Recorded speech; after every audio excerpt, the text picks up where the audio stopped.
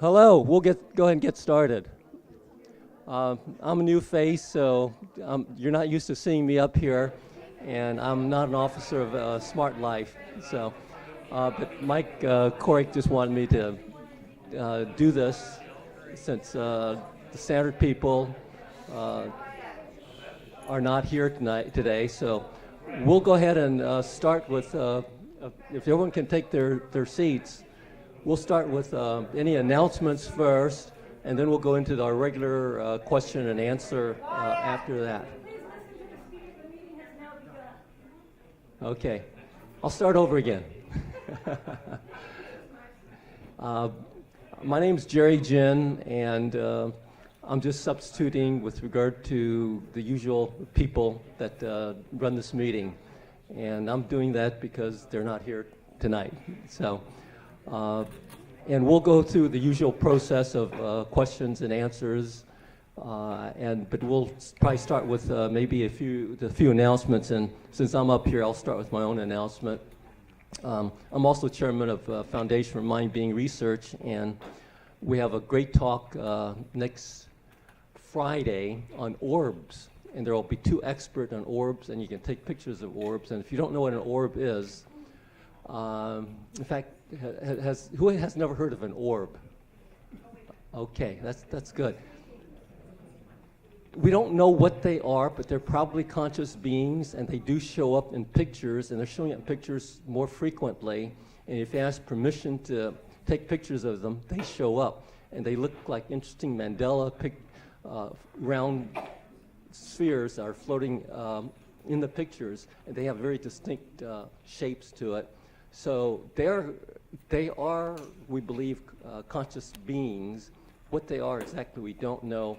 But we're bringing in two experts, one from Canada, one from Southern California, to talk about it. So that's the next Friday, and I have flyers on that. And that's at Unity Church at 7:30 on 7 o'clock actually on a Friday. But let's go through some of the announcements that people might have, and then we'll go through the usual question and answer. So who has some announcements? I think you do. Thank you. Good evening, everybody, and thank you, and welcome to our Smart Life seminar. I've got these brand new DVD holders. I would like everybody to know they're $2 for a donation, and they come in red and green. Now, $1 will be going to our seminar. The other $1 will be going to rescue, pet rescue. So if you know anybody that needs them, would like a gift for a friend, Christmas gift, this is your best opportunity, $2 a piece for a donation. Thank you. Okay. Hi, we're very fortunate this evening to have the coordinator of the Proposition 37, the coordinator here tonight to give us a little bit of information about how we stand and the help that we need. And we do, in fact, have free materials here on the table for you, and we have yard signs for a $10 donation. And I'd love to introduce you to Alana Pinkerton. Hi. Oh. Thanks. Hi, everyone. My name is Alana Pinkerton. I am a scientist in the pharmaceutical field. I'm also the coordinator for the San Francisco Peninsula for Prop 37. We are a grassroots movement, despite everything that you've seen in the commercials. We've been painted lately as money-hungry special interests. So this has been a surprise to all of us because we're just volunteers trying to make this happen. Up here, like she was saying, we have some yard signs if you're interested for a donation of $10. We are outspent 10 to 1. It is a very simple ballot initiative, and that's why the opposition is so upset with it, and they're trying to defeat it so badly. We've actually just turned them into the Department of Justice for all of the, there's been a lot of misleading ads. The most recent thing that they did was they totally misquoted the FDA and used their symbols in their advertising when they had absolutely not taken any stance and not said the things that they were saying. So there's a lot of misinformation out there, which we've been trying to defeat. So if you have any questions, feel free to ask me afterwards, because I don't have a lot of time to talk. But yes, I hope that we can have your vote this November, because this is an extremely important ballot initiative. Yes? Most of us know what it's about, but I think all the rest, what proposition? Proposition, oh, you guys don't know. So genetic engineering, labeling of genetic engineering. So this is the food fight of this ballot, of this year, of this decade. So if this doesn't happen here in California, it's going to be extremely difficult to have it happen anywhere in the United States. 49 other countries already have labeling. We don't have labeling, and we need to get it here. And this is what's going to make it happen. So I hope that you can all support Prop 37. It's really a simple thing, and all we're asking is to know what's in our food so we can make those choices for ourselves. So thank you very much. Thank you. Yes. Tonight we'll be sending out an email that has itemized to-do volunteer things that we need done locally, from rallies to phone banking to et cetera. For those that have no internet access, there's maybe 3 or 4 copies on the table, but otherwise Mike will be sending this along in the way of a Word document, and then Alana has a few other items there as well. Thank you. I'd like just to add something Yeah. to 37, for the ones which are not totally clear already.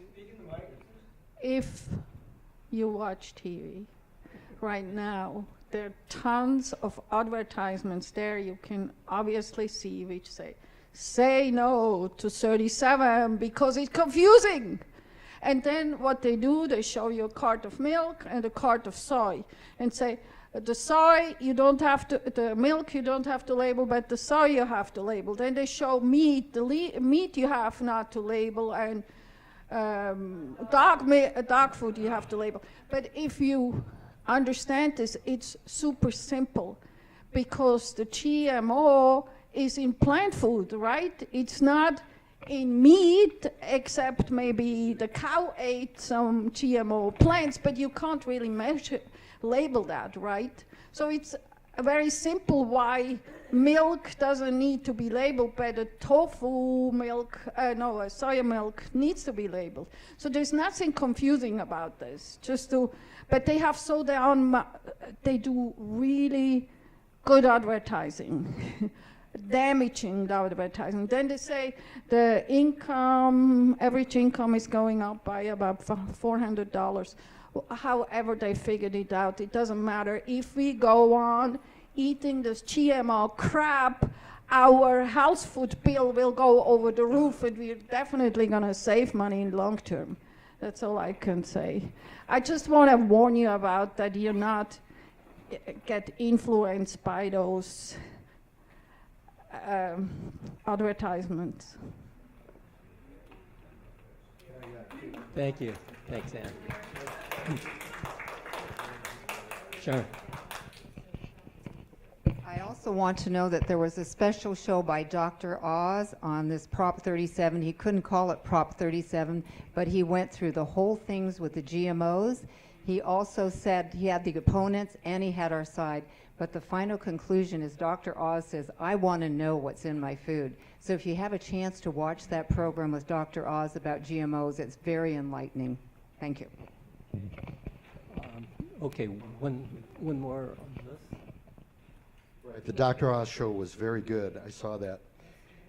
And some people say this is one of the most crucial votes in history as far as does food have a voice or not. So vote yes, 37.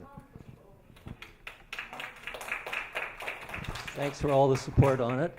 Any other announcements before we go into the question and answer phase? Let's go into the question and answer. And normally what we do is anyone with any types of questions, medical, et cetera, nutrition, ask it, and usually there's an expert around that can answer it. So any questions? Anyone wants to start? Thank you. I don't want to double team, but I do want to say Genetic Roulette, that movie about GMOs, is beyond fantastic. Question about glioblastoma. brain tumor, very dire outcome. They say anywhere from 7 to 14 months at best, and most people will not survive it. So any doctors in the room or anyone would want to comment on anything that could be done with glioblastoma that's not chemotherapy and radiation. Anyone wants to try to give an answer to that? Glioblastoma. What type of a cancer? It's a brain tumor.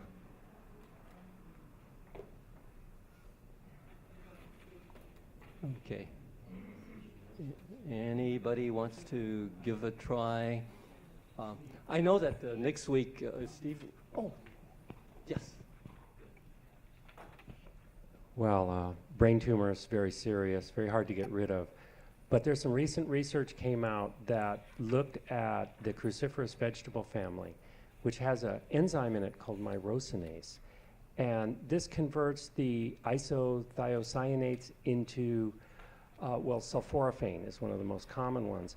And so they did a test, and they took blood from people before feeding them, broccoli and cabbage and cruciferous vegetables. And then they took the blood after they ate it raw, and they took petri dishes with human tumor cells on them. And they put the blood on them from before, and it killed a few of the tumor cells. But they put the after blood on it, and it killed a large number of tumor cells. So it seems to slow growth and create apoptosis, death of tumor cells. It's certainly not a complete solution, but I wanted to say something that can really rein this in. So both the onions and garlic and the cruciferous family of vegetables. Thank you. The same study also mentioned that you chop up the cabbage, the brassica family vegetables, the broccoli, and you leave it sit for at least 20 minutes, and it enhances the power of it. So. And the same study also showed that heavy meat eating increased the cancer cell growth. So there's opposites there. I also know the shiitake, mitake, and reishi mushrooms kill the T cells, the cancer cells. There is another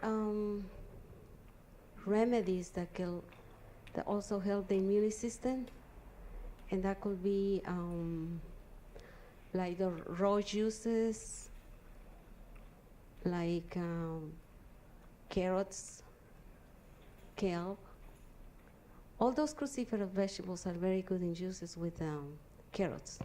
Thank you. Yes, yeah. I know somebody who was able to heal their brain tumor with sour soup tea and with the pericarb of mangosteen. So if you want to know more and where to get it, just ask me.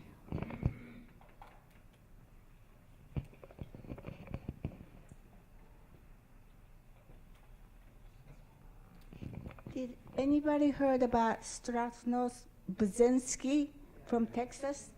Okay, he specialized in inoperable brain tumor. And I went to cancer control convention about 4 years ago. He was one of the speaker. And yes. So if you have, he had several people that came to meeting for the testimonial. Good, thank you. I think Mike, did you want to say?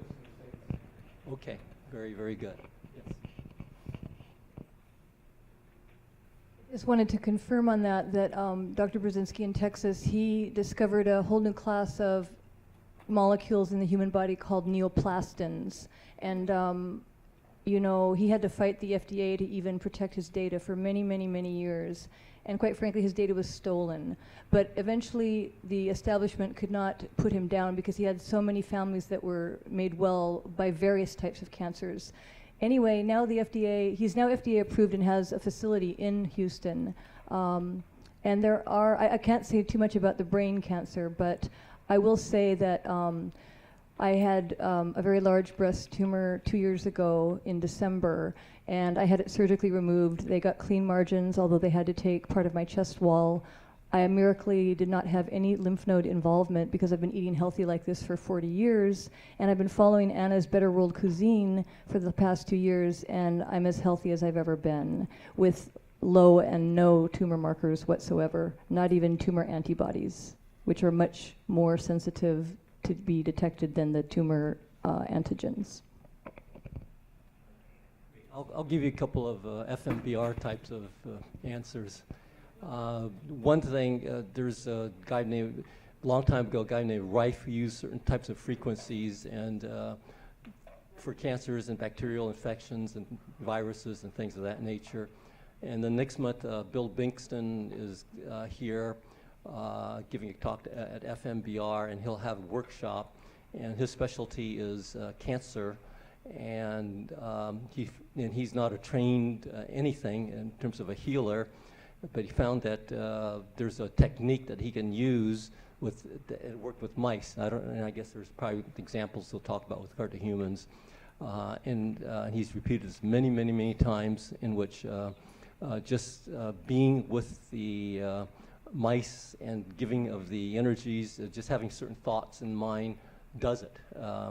And so that's an FMBR type of response. So any other, yeah. Do you know what size a tumor it is?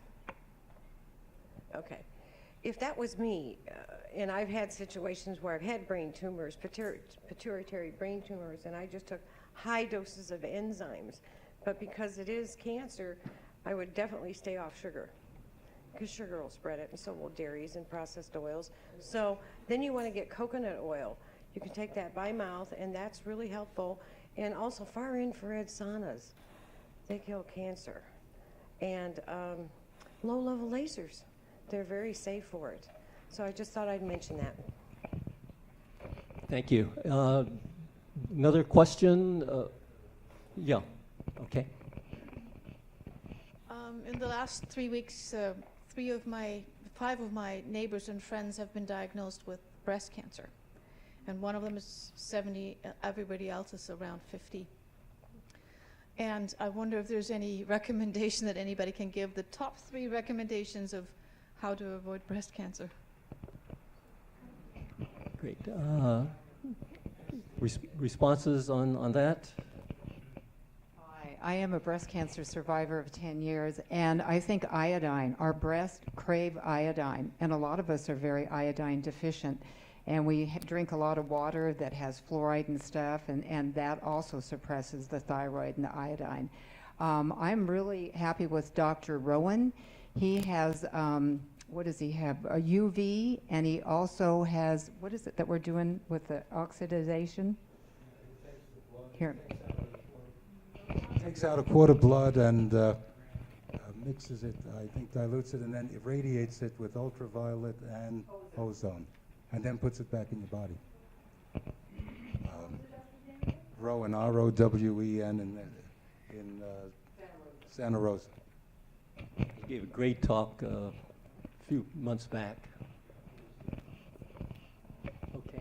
Any other comments on that?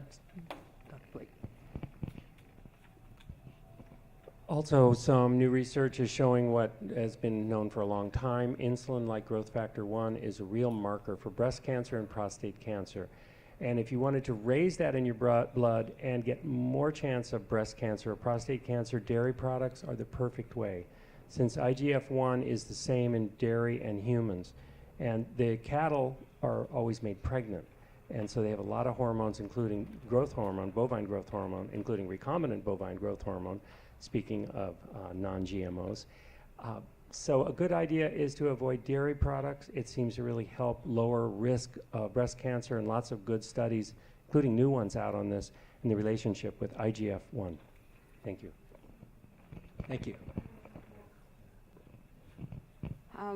I also know some people has been healed with a lot of remedies, like the ACIAC tea, that in the 800th century, there was a nurse that she help a lot of people with the breast cancer and other cancers to heal. And she got the formula from the Native American Indians, the Canadians. She herself, she did have cancer and she was healed. Anyway, right now they're still selling that formula. They call it ASIAC tea. ASIAC tea. And it's other remedies like pau de arco, coming from Brazil, which over there, the trees on the jungle, it doesn't have any fungus. So that means a lot of times they said that the cancer is like fungus. So if that tea is also very good. And it's another one that is uña de gato. I mean, it's several teas that helps the cancer cells to kill. Anyway, thank you. Thank you. It sort of ties in a little with what Steve said. Probably the best thing is take up a plant-based diet. And Anna's having a chef class November 14th. There's a flyer for it someplace here. Oh, November 10th, sorry. But we're gonna do more classes, more focused just on cancer. So far, most of the classes I do are focused on not creating inflammations generally, because it ties all together. But Kathleen and I, we're gonna do also classes more specifically for cancer people. Thanks, Ann. Yes. One more thing I just want to add about the SCIAC. I was very close to Sheila Snow, who wrote many books on SCIAC. It's actually Reen Case, C-A-I-S-S-E, was the nurse from Canada, Bracebridge, Canada. That's her name spelled backwards. And Reen Case did a lot of work, her whole life's work. Sheila was very good friends with Reen Case and worked with her personally while she would inject SCIAC into the muscle. And so Sheila since has died, and her whole life was dedicated to keeping Reen Case's work alive and really putting out the truth, because so much of it has been bastardized in her companies now. Everybody's selling SCIAC tea, and it's just not the original recipe and not the pure herbs. So there's a woman out of Canada, actually not Canada, I'm just forgetting right where for a minute. Her name is Debbie Jakovac, and her website is rencasetea.com, RENECAISSETEA.com, rencasetea.com. And Debbie Jakovac, her number is 406-883-0110, and she's the expert on Reen Case and the expert on the herbs, and she has grows her own herbs. So if anyone's interested in SCIAC, she is the source in all of the U.S. Thanks. Thank you. Phone number is 406-883-0110. Her website is rencasetea.com, RENECAISSETEA.com, and she's out of Polson, Polson, Montana, and she works with another woman from France, who's Sheila, and this woman from France, who both knew Reen Case personally. So Debbie is one of the major sources of keeping SCIAC alive and keeping it the real stuff. So she has the herbs that you can order, make it yourself, or buy it already made, and it works because of her decoction. And there's a lot of stuff out there by Frontier Herbs and other herb companies that claim they have the recipe. And I knew Sheila personally for 20 years, and she was best friends with Reen Case. So I really, Sheila taught me a lot about making SCIAC tea myself and how to choose the herbs, and sheep sorrel being the most important and the most pure of all of them. So just go to Debbie.